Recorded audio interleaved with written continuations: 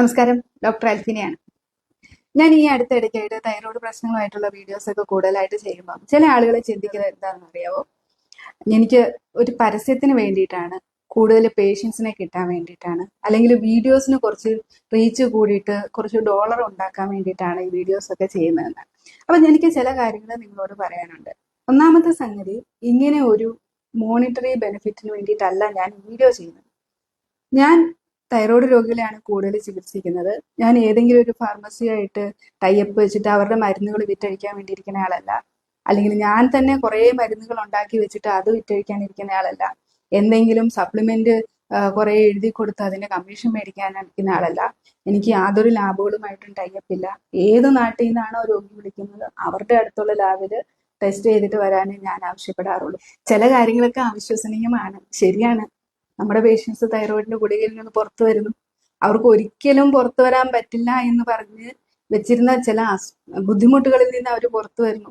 അനുബന്ധ അസുഖങ്ങളിൽ നിന്ന് അവർ പുറത്തു വരുന്നു. അതിനുണ്ടായിരുന്ന മരുന്നുകൾ കഴിച്ചുകൊണ്ട് വരുന്നവര് അത് നിർത്തുന്നു. ശരിയാണ്, ഇതൊക്കെ അവിശ്വസനീയമായ കാര്യങ്ങൾ തന്നെയാണ്. ഇത് നാലാളോട് പറയുന്നതിൽ എന്താണ് തെറ്റ്? ഇതുപോലെ വീഡിയോസിലൂടെ അല്ലാതെ എനിക്ക് എങ്ങനെ പറയാനായിട്ട് പറ്റും? ഇപ്പോഴ് നമ്മുടെ കൂടെയുള്ള ആളും അതുപോലെ അവിശ്വസനീയമായ വിധത്തില് അനുഭവമുള്ള ഒരാളാണ്. നമുക്കതൊന്ന് കേട്ടു നോക്കാം. രാജലക്ഷ്മി മാഡം, ഹാഷിമോട്ടോസ് ആയിരുന്നു അല്ലേ പ്രശ്നം? അതായിരുന്നു എന്റെ പ്രശ്നം. എന്തൊക്കെയായിരുന്നു അതുകൊണ്ടുണ്ടായിരുന്ന ബുദ്ധിമുട്ടുകൾ എന്നൊന്ന് പറയാം. ബുദ്ധിമുട്ടെന്ന് പറഞ്ഞാൽ എനിക്ക് ആകെ ഒരു ബുദ്ധിമുട്ടാ ശരീരത്തിന്. എന്താ അസ്വസ്ഥത എന്ന് പറയാൻ മേലാത്തൊരവസ്ഥയായിരുന്നു. ഉറക്കമില്ല, ഭയങ്കര വിയർക്കല്, കുളിച്ച് തല തോർത്താൻ പറ്റില്ല, കൈ ഇങ്ങനെ പൊക്കാനുള്ള അസ്വസ്ഥത, ഒരു തോർത്ത തുണിയൊന്നും പിഴിയാനും തുണി അഴയിലിടാനൊക്കെ ഭയങ്കര ബുദ്ധിമുട്ടായിരുന്നു. അങ്ങനെയാണ് ഞാൻ മാഡത്തിന്റെ അടുത്ത് വരുന്നത്. ക്ഷീണം ഉണ്ടായിരുന്നു? നല്ല ക്ഷീണമായിരുന്നു, യാത്ര ചെയ്യാൻ ബുദ്ധിമുട്ട്, എപ്പോഴും കിടക്കണം എന്നുള്ള ഒരൊറ്റ ഒരു ഇതായിരുന്നു. ഈ ജോലി ചെയ്യുമ്പോഴും ഉത്സാഹത്തോടെ ചെയ്യാൻ പറ്റുന്നില്ലായിരുന്നു. ഭയങ്കര ഞാൻ എല്ലാ കാര്യങ്ങളും മറന്നു പോകുന്ന പോലെയാ. ഓഫീസിൽ ഏൽപ്പിക്കുന്ന കാര്യങ്ങളൊക്കെ എനിക്ക് ഓർത്ത് പിന്നെ ഞാൻ എഴുതി വെച്ചിട്ടൊക്കെ ചെയ്ത അവസ്ഥ വന്നിട്ടുണ്ട്. ഓരോ കാര്യങ്ങളും സാറ് പറയുന്ന കാര്യങ്ങൾ എഴുതി വെച്ചൊക്കെ ചെയ്യേണ്ട അവസ്ഥയൊക്കെ. അപ്പൊ ഞാൻ ഓർക്കുമല്ലോ ഇനി ജോലി കംപ്ലീറ്റ് ചെയ്യാൻ പറ്റുമോ എന്നുള്ള അവസ്ഥ വരെ ഉണ്ടായിട്ടുണ്ട്. പിന്നെ മാനസികമായിട്ട് പിരിമുറുക്കം എന്ന് വെച്ചാൽ ഈ നമുക്ക് മെന്റലി ഇതുപോലെയായിരുന്നു എനിക്ക് ഇതിന്റെ പ്രശ്നങ്ങൾ വന്ന ചൂട്. ഞാൻ ഓർക്കും എന്തോ എനിക്കൊരു അസ്വസ്ഥതയും അങ്ങനെ ഒരു പ്രശ്നം എനിക്കുണ്ടായിരുന്നു. അപ്പൊ ഇതിനൊക്കെ ചികിത്സകൾ നേടിയായിരുന്നു? ഞാൻ ഒരു 5 വർഷത്തോളം തൈറോയിഡിന് മരുന്ന് കഴിച്ചു. പലയിടത്തുനിന്നും കഴിച്ചു, അലോപ്പതി കഴിച്ചു, ആയുർവേദം കഴിച്ചു. പക്ഷെ അതിനൊക്കെ കുറവായിട്ട് എനിക്ക് ഇതുവരെ തോന്നിയിട്ടില്ല. പക്ഷെ ജീവിതകാലം മുഴുവൻ 50ന്റെ മരുന്നാണ് ഞാൻ കഴിച്ചത്. രാവിലെ തന്നെ 50. അത് ജീവിതകാലം മുഴുവൻ കഴിക്കണം എന്നാണ് ഡോക്ടേഴ്സ് പറയുന്നത്. അങ്ങനെ അത് കഴിക്കണമല്ലോ എന്നങ്ങനെ ഒരു ഇതായിരുന്നു എനിക്ക്. അപ്പൊ നമ്മുടെ വന്ന് ട്രീറ്റ്മെന്റ് എടുത്തിട്ട് കുറെ കൊല്ലമായില്ലേ? എത്ര വർഷം? 4 വർഷം ഞാൻ ഇവിടുത്തെ മരുന്ന് കഴിച്ചു. അത് പിന്നീട് 4 വർഷം മുമ്പ് ഞാൻ ആ മരുന്ന് കഴിച്ചു. പക്ഷെ എനിക്ക് ഇപ്പൊ ഞാൻ ആ മരുന്ന് കഴിക്കുന്നേ ഇല്ല. എന്നിട്ട് നമ്മുടെ ട്രീറ്റ്മെന്റ് എടുത്തിട്ടുണ്ടായ മാറ്റങ്ങൾ എന്തൊക്കെയാണെന്ന് പറയാം. ഇപ്പൊ എനിക്ക് നല്ല ഇതുണ്ട്, ശരീരത്തിനും അതെ മനസ്സിനും അതെ. ഇപ്പൊ കൈയൊക്കെ ഉയർത്താം, എല്ലാ ജോലിയും ചെയ്യാം. തൈറോയ്ഡ് ഉണ്ടെന്നുള്ളൊരു തോന്നലേ എന്റെ മനസ്സിൽ, എനിക്ക് അസുഖം ഉണ്ടെന്നേ എനിക്ക് തോന്നുന്നില്ല. അങ്ങനെ ഒരു നല്ലൊരു ക്ഷീണമൊക്കെ മാറി, ഉറക്കമൊക്കെ നന്നായിട്ട് കിട്ടുന്നുണ്ട്. എല്ലാ അസ്വസ്ഥവും, മാനസിക സമ്മർദ്ദമൊക്കെ മാറി, എല്ലാം മാറി. പക്ഷെ ഇവിടുത്തെ പഥ്യമാണ് എനിക്ക്, പഥ്യം നല്ല ഒരു ഇതായിരുന്നു എനിക്ക്. ആദ്യമേ ഭയങ്കര ബുദ്ധിമുട്ട് തോന്നി. രണ്ടാഴ്ച നല്ല ബുദ്ധിമുട്ട്. എന്ന് വെച്ചാൽ എണ്ണ അങ്ങനെ ശരിക്കും ആ പഥ്യം ഞാൻ നോക്കുകയും ചെയ്തു. അത് കഴിഞ്ഞ് പിന്നെ നമുക്ക് കുറേശ്ശെ മാഡം പറഞ്ഞ അനുസരിച്ച് തന്നെയാണ് ഞാനത് മാറ്റങ്ങളൊക്കെ വന്നു. 2 ആഴ്ച എളുപ്പമായി. 2 ആഴ്ച നല്ല എളുപ്പമായി എനിക്ക്. പിന്നെ നമുക്ക് അസുഖം മാറുമല്ലോ. എനിക്ക് ആ കുറവ് കണ്ടപ്പോ തന്നെ എനിക്ക് ഈ മരുന്ന് കണ്ടിന്യൂ ചെയ്യാനും ഒക്കെ ഒരു തോന്നലുണ്ടായി. ഈ കഴിഞ്ഞ 4.5 വർഷത്തിന് ശേഷം പിന്നെ തൈറോയിഡിന്റെ ഗുളിക കഴിച്ചിട്ടേ ഇല്ല? ഞാൻ കഴിച്ചിട്ടില്ല. ഇതുവരെ കഴിച്ചിട്ടില്ല. TSH നോക്കുമ്പോ എത്രയാ? നോർമലാണ് എനിക്ക്. 3 ഉള്ളൂ കഴിഞ്ഞ. Very good.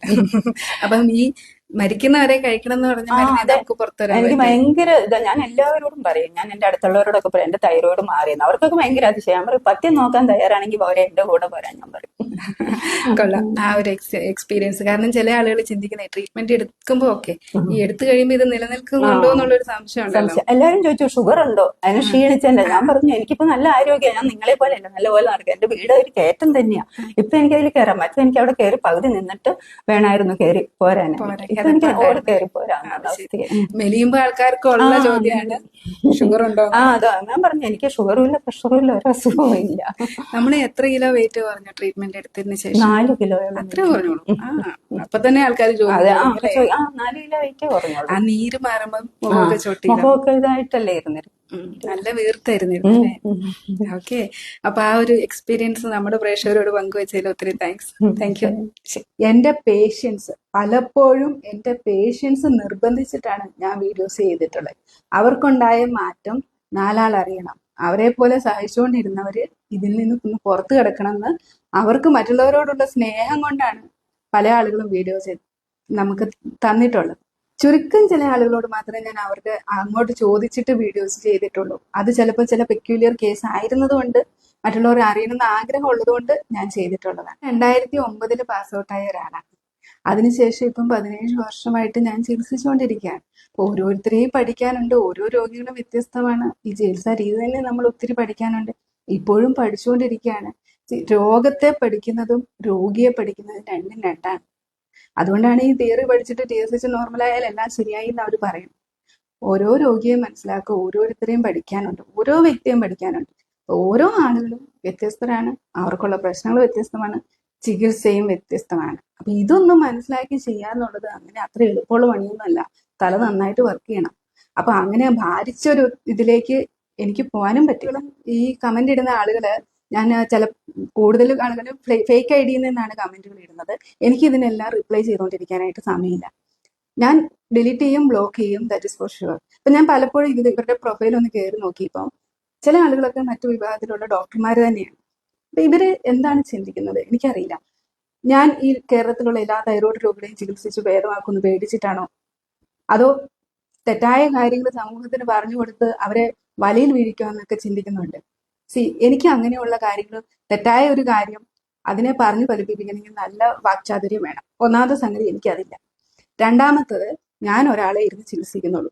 ഇത് ഈ എല്ലാ തൈറോയ്ഡ് രോഗികളും വന്നു കഴിഞ്ഞാൽ എനിക്ക് അവരെ ട്രീറ്റ് ചെയ്യാനുള്ള സമയമില്ല, അതിനുള്ള പ്രാപ്തിയില്ല. ലിമിറ്റഡ് നമ്പർ ഓഫ് പേഷ്യൻസിനെ ഞാൻ ഒരു ദിവസം നോക്കാറുള്ളൂ.